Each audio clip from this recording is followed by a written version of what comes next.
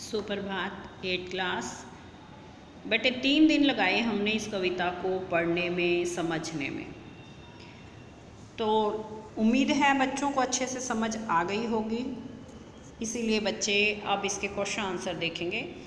सबसे पहला प्रश्न है, सुदामा की दीन दशा देखकर श्री कृष्ण की क्या मनोदशा हुई, अपने शब्दों में बताइए। तो आपने सबसे पहला प्रश्न देखा और कविता के बिल्कुल शुरू में हमने देख लिया था कि सुदामा की दीन दशा देखकर श्री कृष्ण की क्या मनोदशा हुई थी, वो बताना है। तो हम बताएंगे, सुदामा की दीन दशा देखकर श्री कृष्ण बहुत दुखी हुए, दौड़कर आए और उनकी हालत देखकर उनकी आँखों में आंसू आ गए। उन्होंने सुदामा के पैर धोने के लिए जो परात में पानी मंगवाया था उसको हाथ भी नहीं लगाया, बल्कि अपने आँखों के आंसुओं से ही उनके पैर धो दिए। दूसरा प्रश्न देखेंगे बच्चे, पानी पर अत को हाथ छुओ नहीं, नैनन के जल सो पग धोए, पंक्ति में वर्णित भाव का वर्णन अपने शब्दों में कीजिए।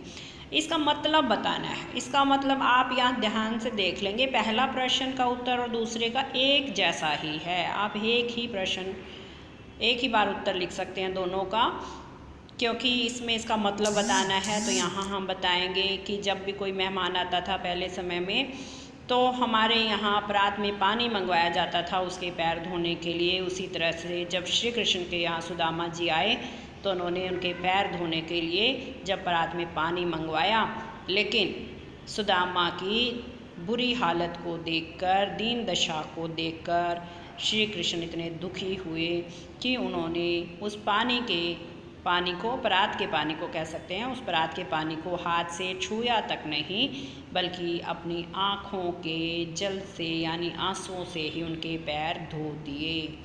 इसमें मैंने आपको पहले भी बताया था कि अतिशयोक्ति अलंकार है।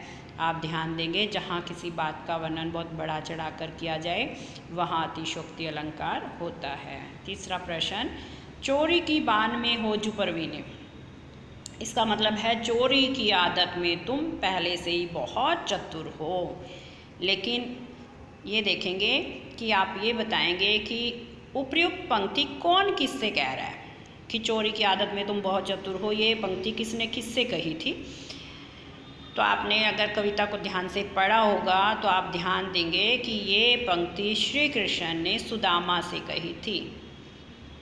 इस कथन की पृष्ठभूमि स्पष्ट कीजिए, यानी ऐसा क्यों कहा था, किस कारण से कहा था। तो आप यहाँ बताएंगे, सुदामा जब उनकी पत्नी द्वारा दिए गए चावलों का उपहार, चावलों की पोटली भी कह सकते हैं, श्री कृष्ण को नहीं दे रहे थे, तो उनकी इस झेप को मिटाने के लिए यहाँ पर श्री कृष्ण ने सुदामा से ये बात कही थी कि तुम तो चोरी की आदत में पहले से ही बहुत चतुर हो, ताकि वो अपनी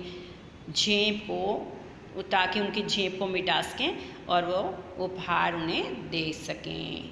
उपहार छोटी सी भेंट में आप ये भी आपसे पूछा जा सकता है कि ये उपहार देने में कैसी झेप उन्हें हो रही थी, कैसा संकोच उन्हें हो रहा था और क्यों हो रहा था। क्योंकि जब उन्होंने देखा कि श्री कृष्ण बहुत बड़े राजा बन गए हैं और ऐसे में वो बिल्कुल छोटा सा उपहार लाए हैं, तो वो छोटा सा उपहार देने में उन्हें शर्म महसूस हो रही थी।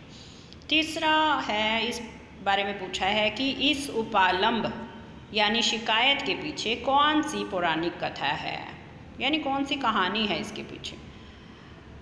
तो इस उपालंब, उल्हाना भी कहते हैं, शिकायत भी कहते हैं, इसके पीछे एक पौराणिक कथा है कि जब श्री कृष्ण और सुदामा गुरुकुल में रहते थे, गुरुकुल में जब गुरु माता उन्हें चने खाने के लिए देती थी, भुने हुए चने उन्हें खाने के लिए देती थी, तो सुदामा श्री कृष्ण के हिस्से के भी चने खा जाया करते थे, उन्हें नहीं दिया करते थे। ये शिकायत की ये पौराणिक कथा है, यानी ऐसी एक कहानी प्रचलित है। पौराणिक कथा, पुराणों में ऐसा कहा गया, बहुत पहले ऐसा कहा गया है। द्वारका से खाली हाथ लौटते समय सुदामा मार्ग में क्या क्या सोचते जा रहे थे, वह कृष्ण के व्यवहार से क्यों खींच रहे थे। सुदामा के मन की दुविधा को अपने शब्दों में बताइए।